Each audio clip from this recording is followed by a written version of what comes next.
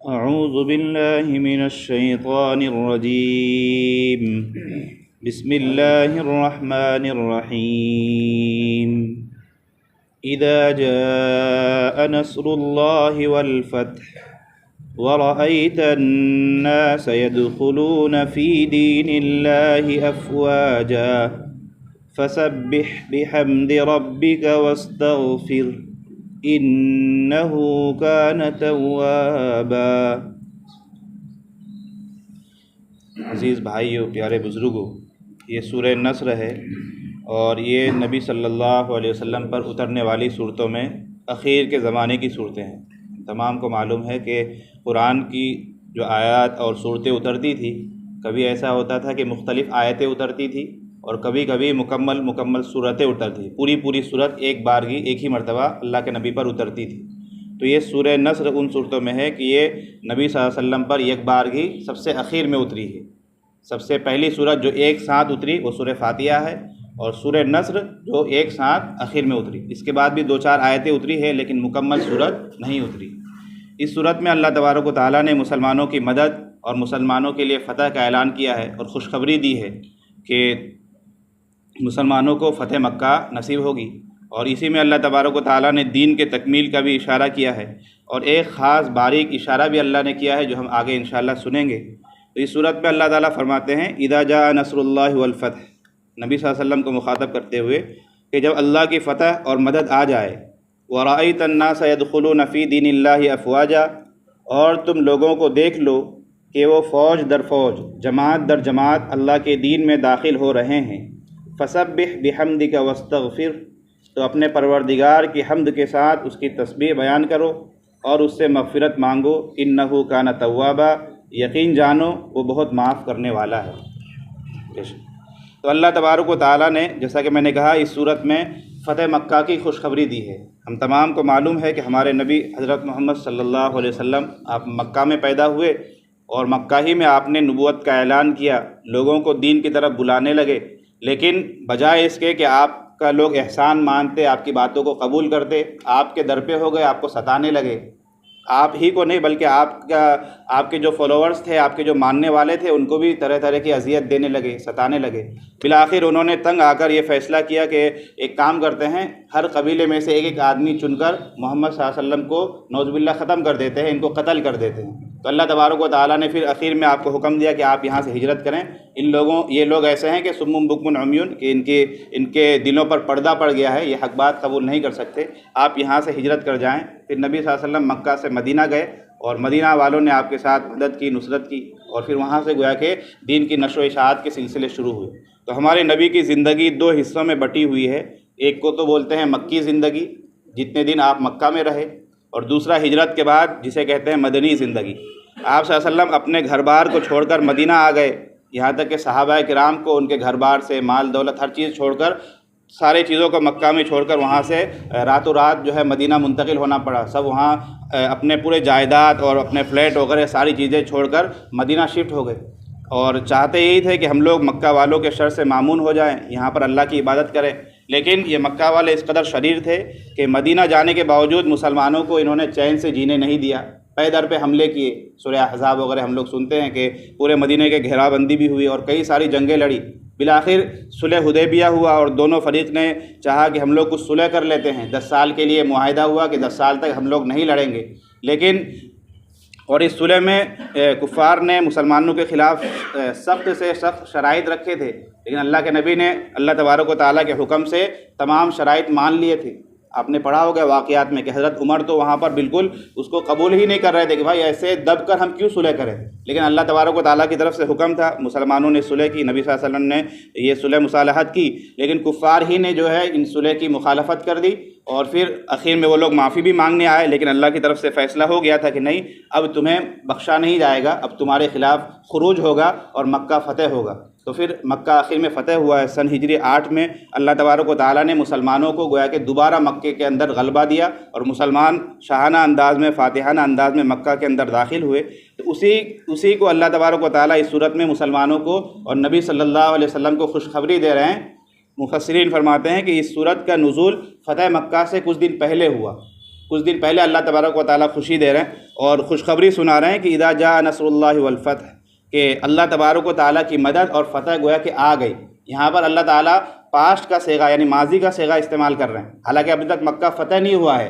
تو اللہ تبارک و تعالیٰ مسلمانوں کو یقین دلا رہے ہیں کہ جس طرح گزرے ہوئے زمانے میں کوئی بات ہوتی ہے تو وہ اس کا ہونا یقینی ہوتا ہے۔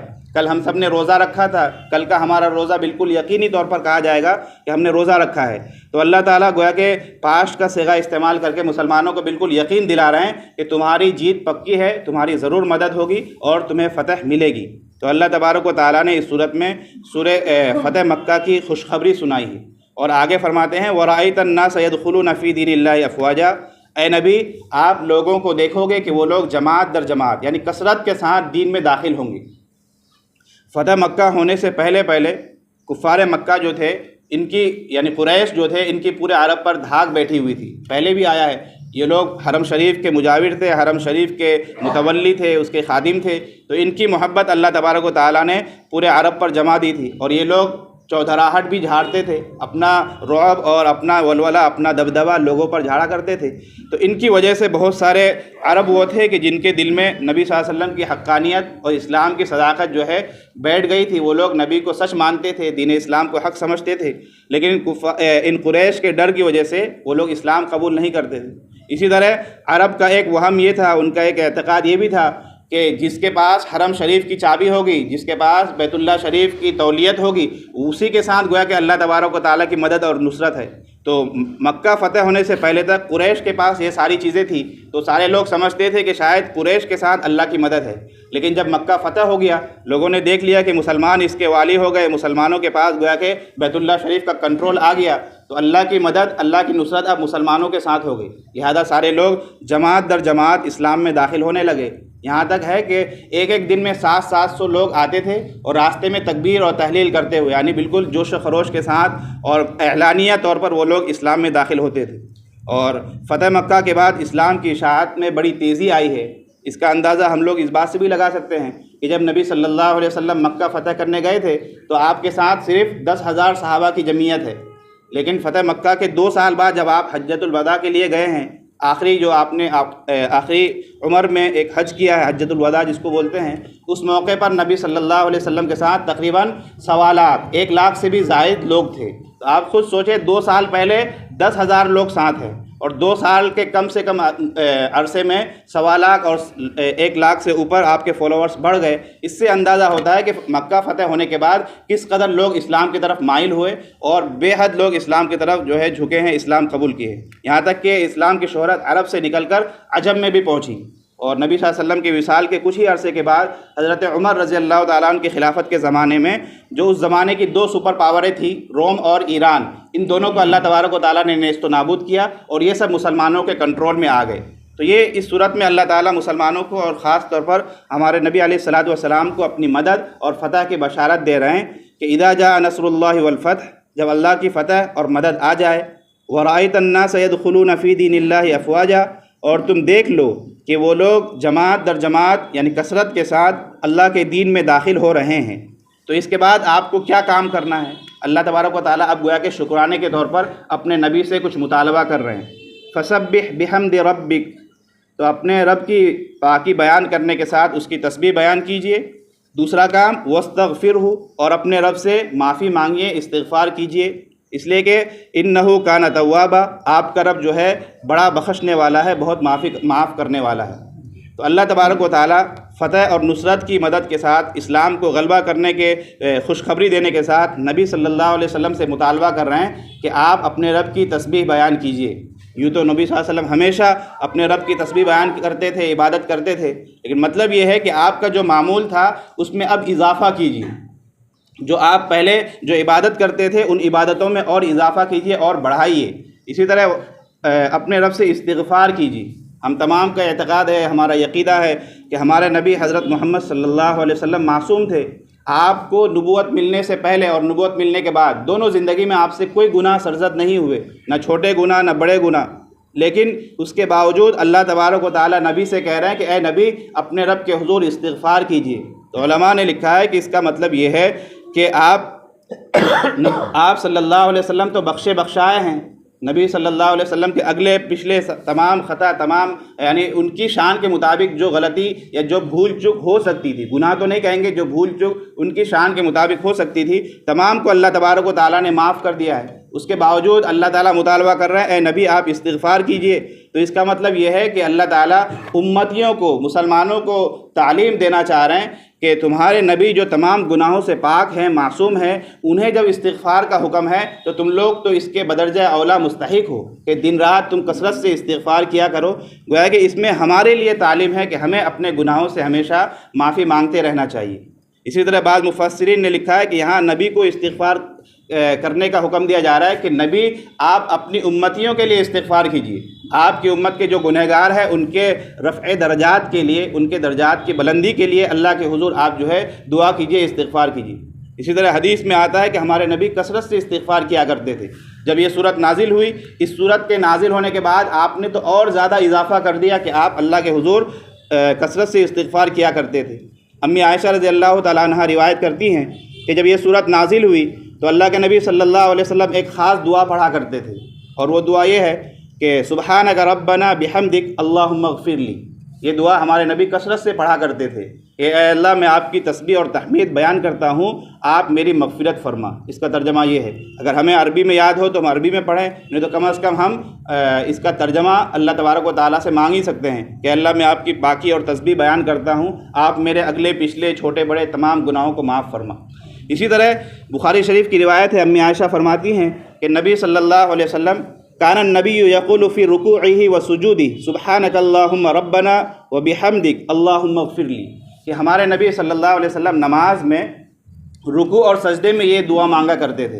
اور یہاں جب نماز میں حدیث میں آتا ہے تو اس سے مراد نفل کی نمازیں ہوتی ہیں کہ نماز میں آپ صلی اللہ علیہ وسلم رکوع سجدے میں یہ دعا مانگا کرتے تھے، سبحانک اللہم ربنا و بحمدک اللہم اغفر لی، کہ اللہ میں آپ کی پاکی اور تسبیح بیان کرتا ہوں، آپ میری مغفرت فرما۔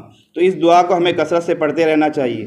اسی طرح حضرت ام سلمہ رضی اللہ تعالی عنہا روایت کرتی ہیں کہ نبی صلی اللہ علیہ وسلم اخیر عمر میں اٹھتے بیٹھتے چلتے پھرتے ہر وقت ایک دعا پڑھتے تھے، اور وہ دعا ہے سبحان اللہ و بحمدک استغفر اللہ و اتوب الیہ۔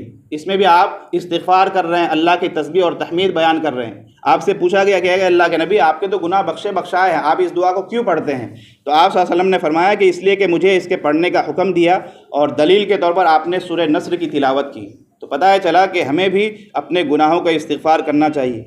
اسی طرح ایک روایت ہے، حضرت ابو ہریرہ رضی اللہ تعالیٰ عنہ روایت کرتے ہیں کہ نبی صلی اللہ علیہ وسلم پر جب یہ صورت نازل ہوئی تو اس کے بعد آپ نے اپنی عبادتوں میں، مجاہدے میں، ریاضت میں اور زیادہ اضافہ کر دیا، یہاں تک کہ آپ کے پیر مبارک ورم ہو جاتے تھے، یعنی آپ اتنا طویل قیام کرتے تھے کہ پاؤں مبارک میں ورم آ جاتا تھا، جھنجھنی کی کیفیت پیدا ہو جاتی تھی۔ تو پتہ چلا کہ ہمیں بھی اپنی عبادتوں میں اضافہ کرنا چاہیے۔ تو اس صورت میں اللہ تبارک و تعالیٰ نے نبی صلی اللہ علیہ وسلم کو فتح کی جو خوشخبری دی ہے، اور مکہ فتح کی اور دین اسلام کا غلبہ ہوا، تو اس کے شکرانے کے طور پر اللہ تعالیٰ نے یہ دو کام بتلائے ہیں کہ آپ خدا کی پاکی اور تسبیح بیان کیجئے اور اپنے رب سے استغفار بھی کیجئے، اور ہمارے نبی نے یہ کر کے بھی دکھلایا ہے۔ شروع میں نے جو کہا کہ اس میں ایک باریک اشارہ بھی ہے، وہ یہ ہے کہ جب یہ صورت نازل ہوئی تو صحابہ کرام کے سامنے ہمارے نبی نے پڑھ کر سنایا، تمام صحابہ کرام بہت خوش ہوئے۔ ظاہر سی بات ہے کہ مدینہ کی جو زندگی تھی بڑی کٹھن اور کٹھنائی والی زندگی تھی، اس کے بعد مکہ فتح ہونے کی خوشخبری مل رہی ہے، دین اسلام کے غلبے اور چرچا کی خوشخبری مل رہی ہے، تو سارے لوگ بہت خوش ہوئے۔ لیکن آپ صلی اللہ علیہ وسلم کے چچا حضرت عباس رضی اللہ تعالیٰ عنہ کے بارے میں آتا ہے کہ وہ اس آیت کو اور اس صورت کو سن کر رونے لگے۔ تو صحابہ نے پوچھا کہ بھائی رو کیوں رہے ہو؟ تو خوشی کا مقام ہے، ابھی تو ہمیں چیل کرنا چاہیے، سیلیبریٹ کرنا چاہیے، مٹھائیاں تقسیم کرنی چاہیے، تم رو رہے ہو، کیا بات ہے؟ تو حضرت عباس رضی اللہ تعالیٰ عنہ نے کہا کہ تمہاری نظر ان ظاہری خوشیوں پر ہے، میں ایک باریک چیز کو دیکھ رہا ہوں، وہ یہ کہ اس صورت میں اللہ تبارک و تعالیٰ نے اپنے نبی صلی اللہ علیہ وسلم کی بعثت کا جو مقصد تھا اس مقصد کو بیان کیا ہے کہ اے نبی، آپ کی بعثت کا جو مقصد ہے یعنی دین اسلام کا غلبہ، اللہ تبارک و تعالیٰ عنقریب اس مقصد کو پورا کر دیں گے۔ اور جب کسی کا کوئی مقصد پورا ہو جاتا ہے تو پھر اس آدمی کو بلا لیا جاتا ہے۔ تو اللہ کے نبی صلی اللہ علیہ وسلم کی گویا کہ دنیا سے وصال کرنے اور پردہ فرمانے کی طرف اشارہ ہے، تو نبی کی جدائی کو یاد کر کے میں رو رہا ہوں۔ صحابہ نے کہا یار عجیب بات ہے، تمہاری سوچ وہاں تک چلی گئی، انہوں نے نبی صلی اللہ علیہ وسلم سے جب پوچھا تو اللہ کے نبی نے تصدیق کی کہ ہاں بات ایسی ہی ہے۔ تو گویا کہ اس صورت میں دین کی تکمیل کی طرف اور دین اسلام کی اشاعت اور ہمارے نبی صلی اللہ علیہ وسلم کی بعثت کا جو مقصد تھا اس مقصد کی تکمیل کی طرف اللہ تبارک و تعالیٰ نے اشارہ کیا ہے۔ تو یہ صورت ہے، اس صورت کی یہ خصوصیات ہے جو میں نے آپ کے سامنے بیان کی۔ اللہ فرماتے ہیں اذا جاء نصر اللہ والفتح، جب خدا کی فتح اور مدد آ جائے، ورأیت الناس يدخلون فی دین اللہ افواجا، اور تم لوگوں کو دیکھ لو کہ وہ فوج در فوج، جماعت در جماعت یعنی کثرت کے ساتھ اللہ کے دین میں داخل ہو رہے ہیں، فسبح بحمد ربک، تو اپنے پروردگار کی حمد کے ساتھ اس کی تسبیح کرو، واستغفرہ، اور اس سے مغفرت مانگو، انہ کان توابا، یقین جانو وہ بہت معاف کرنے والا ہے۔ یہ سورہ نصر ہے، اور ہم لوگ روزانہ سنتے ہیں کہ اس سورت سے ہمیں کیا سبق ملتا ہے، ہماری زندگیوں میں اس سے کیا فرق آنا چاہیے۔ تو اگر اس کے مضامین میں آپ غور کریں گے تو آپ نے دیکھا کہ نبی صلی اللہ علیہ وسلم کی آخر زندگی میں یہ صورت اتری ہے، اور اللہ تعالیٰ اشارہ کر رہے ہیں کہ آپ کی بعثت کا مقصد پورا ہو گیا، گویا کہ اب آپ کے جانے کا وقت آ گیا ہے، لہذا عبادتوں میں اضافہ کیجئے، تسبیح تحمید خوب بیان کیجئے اور اپنے گناہوں سے معافی مانگیے۔ تو ہم میں سے یوں تو انسان کی زندگی کا کوئی ٹھکانہ نہیں، لیکن جن کی داڑھیاں سفید ہو گئی ہے، جو اپنی عمر کے ایک خاص مقدار کو پہنچ گئے ہیں، تو انہیں گویا کہ اللہ تعالیٰ باریک اشارہ دے رہے ہیں کہ اب آپ کی اکثر زندگی کٹ گئی۔ حدیث میں ہے نا کہ ہماری امت کی زندگی 60 سے 70 سال ہے، تو جو اپنی زندگی کے آخری پڑاؤ میں آ گئے ہیں انہیں چاہیے کہ اب وہ یکسو ہو کر اللہ کی عبادت کی طرف متوجہ ہو جائیں، دنیاوی جھمیلوں سے اپنے آپ کو ذرا فارغ کر کے خدا کی یاد کی طرف اپنے آپ کو متوجہ کریں، دن رات اللہ کی تسبیح بیان کرتے رہیں، اور بطور خاص جو زندگی گزری اس میں جو بھی خطائیں ہوئی ہے اس کی ہم معافی تلافی کریں، اپنے حضور اللہ کے حضور استغفار کرتے رہیں۔ تو گویا کہ بڑی عمر کے لوگوں کے لیے یہ سبق ہے۔ دوسرا سبق اس سے یہ ملتا ہے کہ چاہے بڑی عمر کے ہوں، چھوٹے عمر کے ہوں، بھی کچے عمر کے ہوں یا کوئی بھی ہوں، ہم میں سے ہر ایک کے اوپر اللہ تبارک و تعالیٰ کے بے شمار احسانات ہیں۔ ہر گھڑی ہمارے اوپر ایسے احسانات کیے جاتے ہیں کہ ہم اسے گن بھی نہیں سکتے۔ ایک منٹ کے اندر ہم لوگ سینکڑوں بار سانس لیتے ہیں۔ یہ سانس لینا گویا کہ اس کے اگر نظام کو آپ سوچیں گے تو یہی اتنی بڑی نعمت ہے کہ اس کا ہم احسان ادا نہیں کر سکتے۔ تو انسان اپنے اوپر ہو رہے نعمتوں کو یاد کر کے فسبح بحمد ربک، اپنے رب کی تسبیح بیان کرے، اللہ کا شکر ادا کرتا رہے۔ اور انسان سے کبھی غلطی ہو جاتی ہے، گناہ ہو جاتا ہے، آنکھیں خطائیں کر جاتی ہے، کبھی ہم موبائل میں کچھ غلط استعمال کر لیتے ہیں یا کسی کو تکلیف پہنچا دیتے ہیں، تو اگر ہم سے کوئی گناہ ہو جائے واستغفرہ، اپنے رب سے توبہ استغفار کرتے رہے۔ تو ہر انسان کو چاہیے کہ اپنی زندگی میں اللہ کی تسبیح اور شکر ادا کرتا رہے اور اپنے گناہوں سے معافی تلافی کرتا رہے۔ یہ اس لیے گویا کہ دوسرا سبق ملتا ہے۔ تیسرا سبق یہ ملتا ہے کہ کل ہم نے سنا کہ سورہ کافرون میں اللہ تبارک و تعالیٰ نے کفر اور شرک سے برات کا اعلان کیا تھا۔ تو اگر ہم لوگ کفر اور شرک سے اپنے آپ کو بالکل پاک کر لیں گے، خدا کی توحید پر، اللہ تبارک و تعالیٰ کی وحدانیت پر، دین اسلام پر جم جائیں گے، تو انشاءاللہ ہماری بھی مدد ہوگی اور ہمیں بھی اللہ تعالیٰ فتح اور نصرت سے نوازیں گے۔ لیکن اگر ہم دین پر مکمل طور پر نہیں جمیں، ہمارا جو ہے کام جو ہے ڈاواں ڈول والا رہے اور ہم تذبذب کے شکار رہے، تو پھر ہماری مدد اور نصرت نہیں ہو سکتی۔ مدد اور نصرت اسی وقت ہوگی جب کہ ہم سورہ کافرون پر عمل کر کے دکھلائیں گے، اللہ تبارک و تعالیٰ کی توحید پر جم جائیں گے، کفر اور شرک سے برات کا اعلان کریں گے، تبھی ہماری گویا کہ اللہ تعالیٰ کما حق کو مدد کریں گے۔ اللہ تبارک و تعالیٰ کہنے سننے سے زیادہ عمل کرنے کی توفیق عطا فرمائے۔ روزانہ ایک اچھی بات پر ہم عمل کرنے کا عزم کرتے ہیں۔ آج کی اچھی بات یہ ہے کہ ہم لوگ عزم کریں کہ ہم لوگ ہر قسم کی گناہ سے انشاءاللہ اپنے آپ کو بچائیں گے، اور گناہوں میں ایک گناہ سب سے مہلک گناہ ہے حسد کرنا، دوسروں سے جلنا۔ حسد کہتے ہیں اللہ تعالیٰ نے کسی کو کوئی نعمت دی ہے تو انسان یہ چاہے کہ اس کی وہ نعمت ختم ہو جائے، چاہے مجھے ملے یا نہ ملے، اسے حسد کہا جاتا ہے۔ تو کسی کے علم سے، کسی کی خوبصورتی سے، کسی کے گھر مکان سے، کسی کی دولت سے، کسی کی نوکری سے بسا اوقات انسان کو جلن ہونے لگتی ہے، حسد ہونے لگتا ہے۔ یہ سب سے مہلک بیماری شمار کی جاتی ہے۔ بلکہ علماء نے لکھا ہے کہ حسد یہ اللہ کے فیصلے کے خلاف اعتراض کرنا ہے۔ اللہ تعالیٰ تو چاہ رہا ہے کہ سامنے والے کو نوازے، لیکن آپ حسد کر کے اللہ کے خلاف گویا کہ سوال یا نشان کر رہے ہو کہ اللہ آپ اس کو کیوں دے رہے ہیں، اس کو نہیں دینا چاہیے، نعوذ باللہ۔ گویا کہ حسد یہ خدا کے فیصلے کے خلاف اعتراض ہے۔ اسی طرح علماء نے لکھا کہ آسمان پر سب سے پہلا گناہ جو ہوا ہے وہ حسد کا ہے، کہ شیطان نے حضرت آدم علیہ السلام سے حسد کیا کہ آدم علیہ السلام کو اتنا بڑا رتبہ کیسے مل گیا، مجھے ملنا چاہیے تھا۔ تو آسمان پر سب سے پہلا گناہ حسد کا ہوا ہے۔ اسی طرح زمین کے اوپر بھی سب سے پہلا گناہ حسد کا ہوا ہے کہ قابیل نے حابیل کو جو قتل کیا ہے، حضرت حضرت آدم کے جو 2 اولاد تھی، قابیل نے جو قتل کیا ہے تو قابیل کو حسد ہو گیا تھا، حسد کے مارے کیا ہے، حابیل کی بیوی اتنی خوبصورت ہوگی، میری بیوی بدصورت ہوگی، تو اس نے حسد کے مارے گویا کہ قتل کیا ہے۔ تو روئے زمین پر اور آسمان پر سب سے پہلا گناہ جو ہوا ہے وہ حسد کا گناہ ہوا ہے۔ اسی طرح حدیث میں آتا ہے کہ حسد یہ نیکیوں کو ملیا میٹ کر دیتا ہے۔ ایک آدمی بڑا دیندار ہے، بڑا نمازی ہے، متقی ہے، قرآن کا تلاوت کرنے والا ہے، لیکن اگر اس کے اندر حسد کی بیماری ہے تو اس کے سارے اعمال رائے گاہ جائیں گے۔ اللہ کے نبی فرماتے ہیں ایاکم والحسد، تم لوگ حسد خوری سے بچو، فإن الحسد یأکل الحسنات، اس لیے کہ حسد یہ نیکیوں کو ایسا ہی کھا جاتی ہے جیسا کہ کما تأکل النار الحطب، جیسا کہ آگ لکڑی کو، آگ میں ہم لکڑی ڈالیں یا کوئلہ ڈالیں تو آگ اس لکڑی کو جلا دیتی ہے، اسی طرح حسد اعمال کو ختم کر دیتی ہے۔ اسی طرح ایک حدیث ہے، اللہ کے نبی فرماتے ہیں کہ حسد نیکیوں کے نور کو بجھا دیتی ہے، یعنی نیکیوں کا جو نور ہمارے چہرے میں جگمگانا چاہیے، ہمارے کردار میں آنا چاہیے، اس نور کو یہ حسد ختم کر دیتی ہے۔ اللہ کے نبی فرماتے ہیں ان الحسد یطفئ نور الحسنات، کہ ان الحسد یطفئ نور الحسنات، کہ حسد جو ہے نوروں کی نیکیوں کا جو نور ہے اس کو بجھا دیتی ہے۔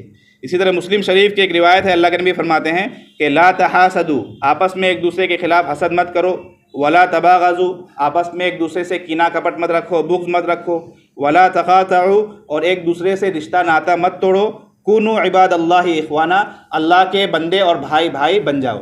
تو اللہ کے نبی ہمیں تعلیم دے رہے ہیں کہ ہمیں ایک دوسرے سے حسد نہیں کرنا چاہیے، بلکہ ہر ایک کے ساتھ خیر خواہی اور ہمدردی کا ہمارے دل میں جو ہے معاملہ رکھنا چاہیے۔ اللہ تبارک و تعالی کہی سنی باتوں پر عمل کرنے کی توفیق عطا فرمائے۔ دعا۔ بسم اللہ الرحمن الرحیم، اللہم لا احصی ثناء علیک انت کما اثنیت علی نفسک، ربنا آتنا فی الدنیا حسنہ وفی الآخرۃ حسنہ وقنا عذاب النار۔